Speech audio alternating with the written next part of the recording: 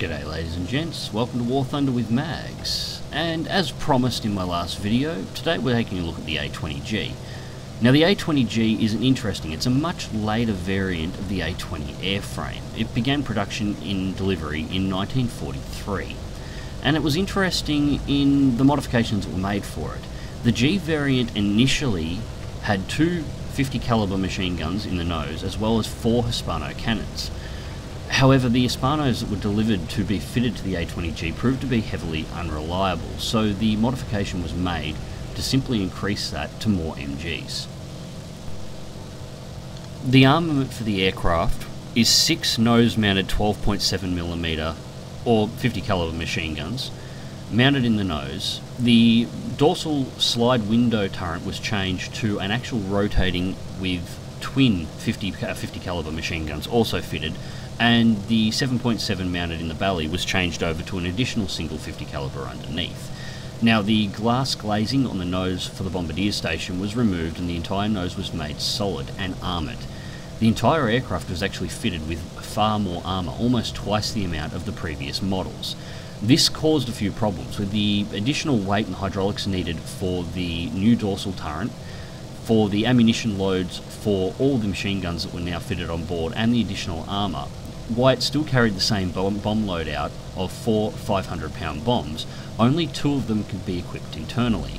So 2 were mounted on gondolas externally under the wings, as you can see here. These mounts were also used for long-range operations as mounting points for external drop tanks.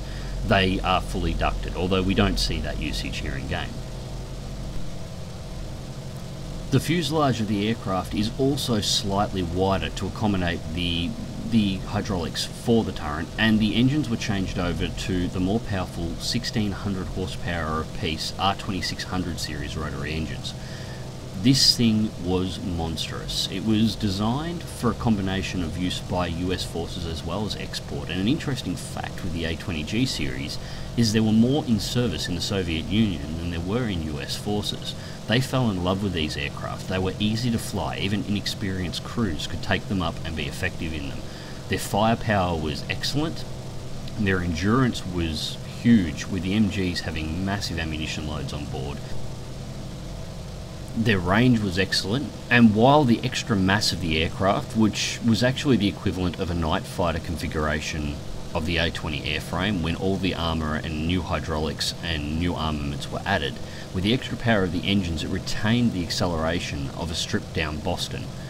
While its manoeuvrability was hampered, it was still far more manoeuvrable than anything else flying at the time that was capable of doing what it was doing. The only aircraft that could truly outdo one of these in the sky was something like the Beaufighter, but the Beaufighter couldn't carry the ordnance.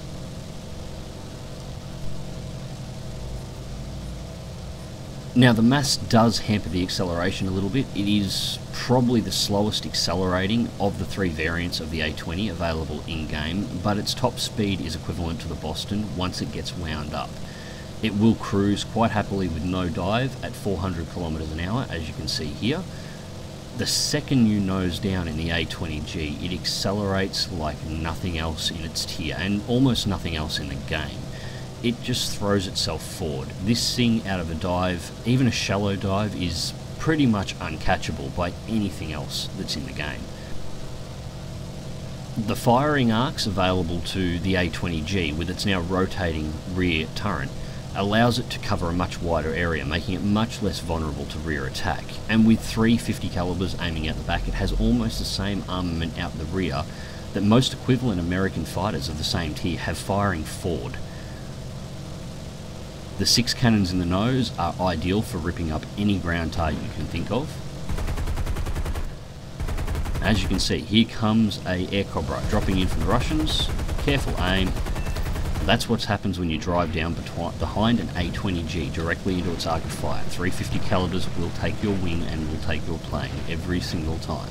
The only way to safely attack this aircraft is from extremely high angles, flying directly above it and bringing down an extremely hard dive, preferably from the front where the dorsal turret cannot rotate enough to be able to put effective fire on you. The downside of its tiering is it still carries the same 500-pound bomb load. Now, this is good for striking ground targets, but as you're about to see, 500 pounds at this battle rating is not great for taking up bases. So all bombs away, direct strike.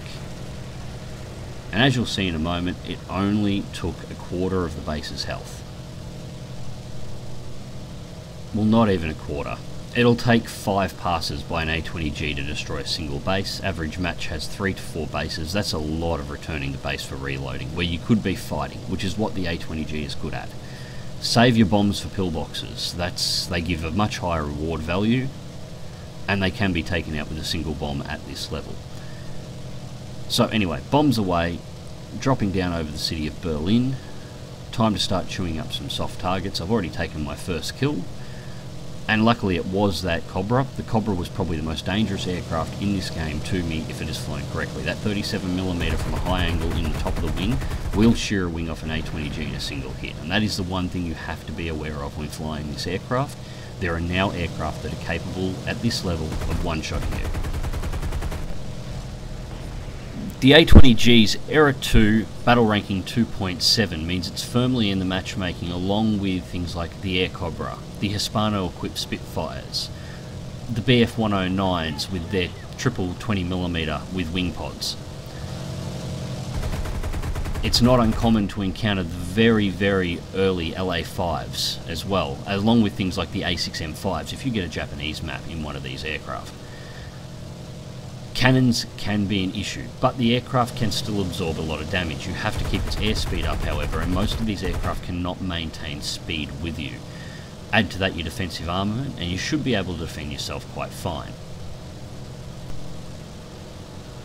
On the upside, the A20G still carries its infamous structural strength, so AAA, even at this battle rating, you're basically immune to anything but solid direct hits. So for the most part, you can ignore AA fire and just go about eliminating everything that's within the area.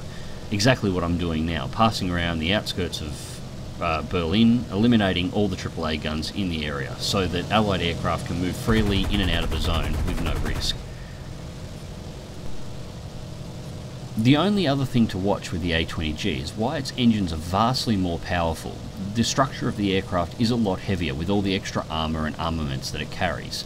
This means that a catastrophic engine failure of one of the 2 engines it carries makes it a lot harder to fly home. Its stall speed is around, again, much like the Havoc Mark I, around 200 kilometers an hour indicated airspeed. An engine failure means in level flight you'll only be able to attain at maybe 260 kilometers an hour. Now that's in level flight with one engine completely undamaged. Now that's a very small margin of error, so take note, if you do receive engine damage and it looks like it's worsening in the A20G, it's time to pack it up and head back to the runway, otherwise you may not make it. The only time I would suggest staying is if you're down to the last aircraft and you're about to make a kill. With the ammunition loads on the 50 cals and the increased damage over the 7.7s, you can effectively clear an entire map of soft targets without actually having to go in for a reload, which is precisely what me and the other A20G on this map are doing. By the time we're done, there is nothing that can be easily destroyed with MGs left. The only way to eliminate the remaining targets, which are all pillboxes, is either bombs or we're putting the 50 rounds either through the vision slot or into the back door of the pillboxes, which is an awkward shot to make, especially with a large aircraft. Beginning to clear out around the enemy's base. I don't have to worry about concentrated fire from these AAs. The chances of them actually being able to take me out is quite slim. And I'm looking off in the background at that AR2. We have another A20G engaging. AR2s are sort of like SB2Ms in their ability to absorb damage. And I'm considering it will probably be a good idea for me to go over there and render some assistance.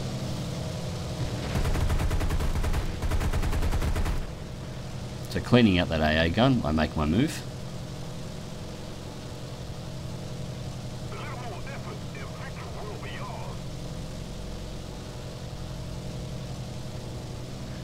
No WEP cruising speed despite all the yo-yoing attacking ground targets, still doing over 370 kilometers an hour quite comfortably. Engine temps are all well within margins. The A20G doesn't suffer an overheating problem. The large rotary engines on it have more than adequate cooling. There are very few times when I've ever seen a heat indicator warning come up on this aircraft when flying it. Keep into account that I am doing 370 and I'm still running combat flaps. To keep my manoeuvrability increased, just fold them up. As the AR2's gone down, we have an I-153 in the area. With the extra armour on the A20, I'm honestly not worried about the Chiker in any way, shape or form in regards to the damage it can put out, but it's just a target that has to be eliminated, so somebody's got to deal with it, and we both happen to be here. Combat flaps, put some hits in. Now I'm not going to get the nose around on a Chiker, so I go over, activate turrets, fireball and take a kill assist. And it's as simple as that. This is how the A20G is meant to be flown. You use it as an offensive weapons platform. If you have no targets in the area to destroy in the way of enemy aircraft, but you have soft targets on the ground, you just go about killing the soft targets. Eventually somebody will show up. If they don't, you have a large enough fuel load and more than enough power in your engines to go looking for them. And with its near immunity to all ground-based fire, if you can't find the enemy is likely going to have a lower fuel load than you. So you just go over to their base, take all their aircraft out, take all their anti-aircraft guns out, and just cruise around and wait. They'll show up eventually. Now the A20G's country service record is kind of epic to look at. This plane served in the United Kingdom, it served the US, it served in Soviet forces, Australia, France, the Netherlands, Brazil. Just about every allied friendly country or allied country in the world had an A20G at some stage in time or another. They were just so popular and so effective at what they did, and like the previous models, they could be reconfigured to do just about any job. There were night fighter variants, there were torpedo variants. As I said at the start of this match, the external gondolas could be fitted with drop pods. While it did limit the bomb load, it allowed much increased range, allowing this thing to strike at ranges you would normally not expect something of its capabilities to be able to strike at.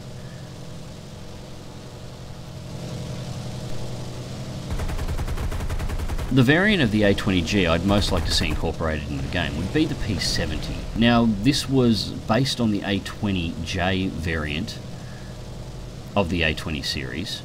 Much like the Havoc Mark I, its bomb bay was sealed up and fitted with a radar installation, and its nose mounted 50 cals were removed and replaced with a Spano Mark V cannons. The tail gun section was left pretty much the same, however the engines were changed over to 2,100 horsepower radials apiece. The extra weight of the radar installation was basically completely nullified by this huge increase in performance. The extra engine power actually made the thing fly more like a heavy fighter than a bomber, even better than the A20 series does in game now. Probably, if you were to imagine it, the Boston that I showed yesterday, but armed with cannons and no bombs, is probably the closest you would see, but carrying all the defensive firepower in the rear of the A20G and the armour loadout. The top speed of this aircraft was nearly 600 km an hour in level flight, and that's before dive capacity, which was the same as every other A20G. Incredible. Top speeds recorded by pilots were in close to 800 km an hour when they were able to dive, although it was risky to pull out being such a large and heavy aircraft. Well, just continuing strafing operations here. All but one of the enemy team has been eliminated. There are a couple of AI still floating around, and all of them are currently out of vision range of all the crews on this side in the game. So there's no point in moving towards enemy aircraft because we don't know where they are. As I said before, with the A20's ability to just absorb anti-aircraft fire and ignore it, there's really the only point left to perform at this point in time is strip down the enemy air bases AA, take the points, and wait for them to show up.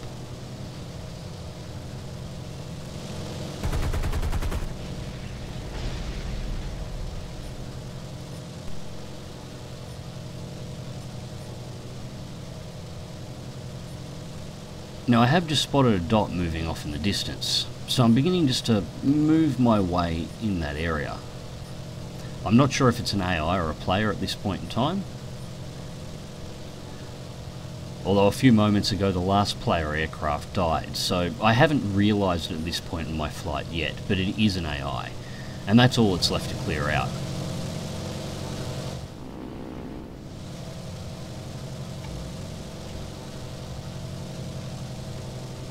While I'm heading out to this area, I am scanning the ground targets that are remaining, looking for soft targets, but there's none to be had. Everything that's remaining on this map is currently a pillbox. I need bombs or careful aim to take them out, and honestly it'll take too much ammo and too much time.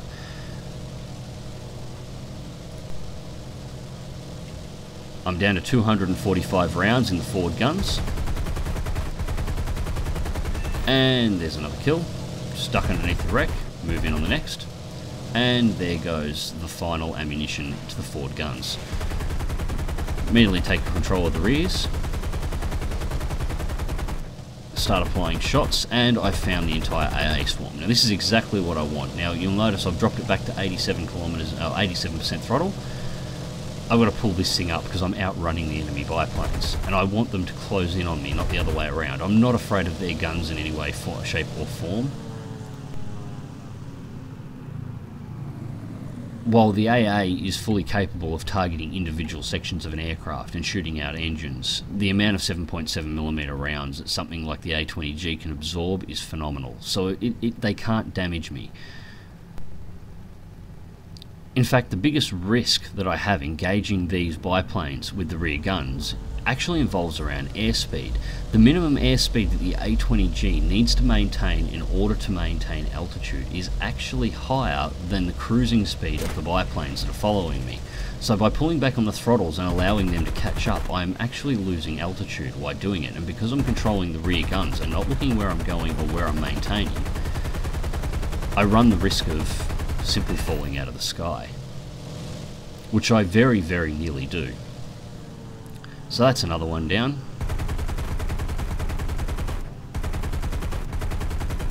Now I'm having a little bit of trouble actually tracking where my traces are going on the glare.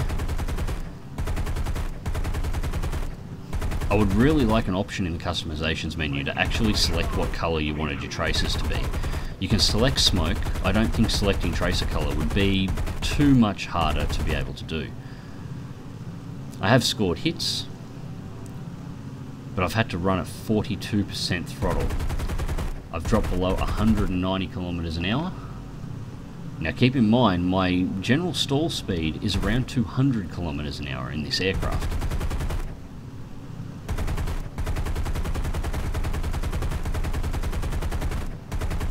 And he just won't close in.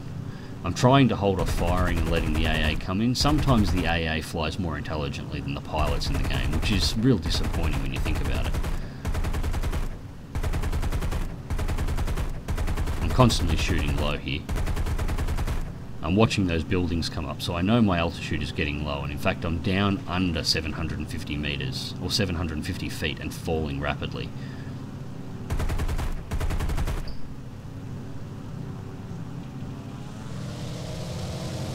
Immediately throttle up.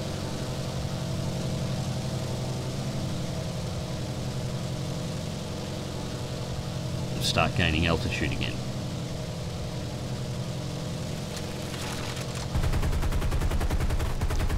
Now a lot of those shots I was having issues with because the top dorsal turret was actually out of ammunition. I was only firing with the lower turret. Now it's reloaded.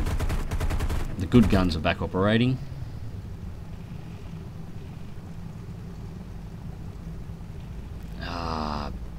Sure, he would have crashed then. What happened then is I actually hit the edges of the AI's patrol spawn.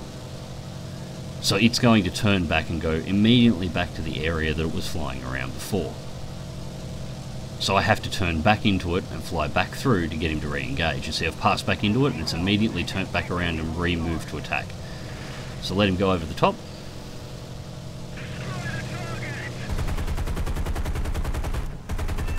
Get a critical. Hopefully that'll be enough. Nope, he's still going to fly. This was starting to become a chore at this point in time.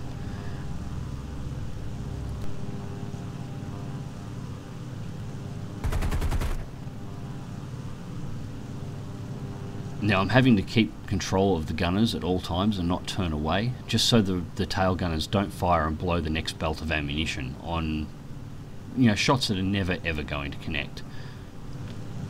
Once again, I'm back down to 45% throttle, I'm back down to under 200 kilometers an hour, so I'm dropping altitude again, and I'm back under 750 feet and falling.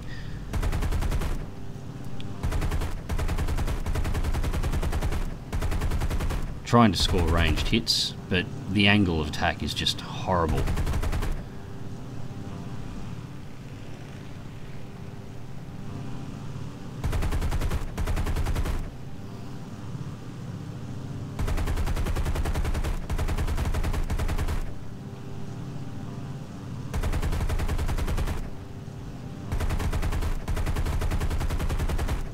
This is also part of the reason why I don't play bombers very often. I am terrible in tail gunners. And finally, and I get him just in time, 361 feet.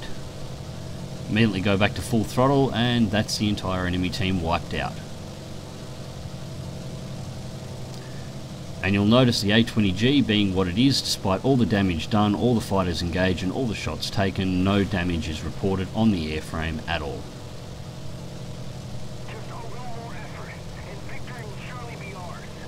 So let's go check out the results.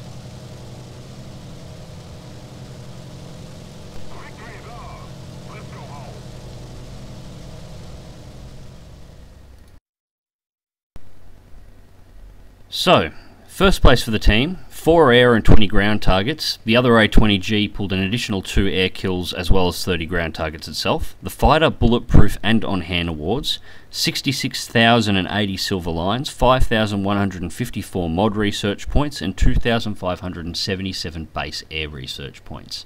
On a premium account, just on a double. And this was a pretty good and pretty standard match for the A20G.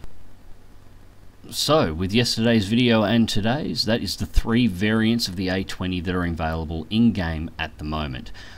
I think my preference still lies on the Boston. I like its speed and manoeuvrability as well as its matchmaking, but the A20G is still a devastating force. And teams consisting of nothing but A20Gs at a 2.7 battle ranking are the thing that the other nations in the game have nightmares about. Anyways, I hope you enjoyed this video, guys. Click like if you do, subscribe if you want to see more. Fly smart, fly safe, I'll catch you in the skies.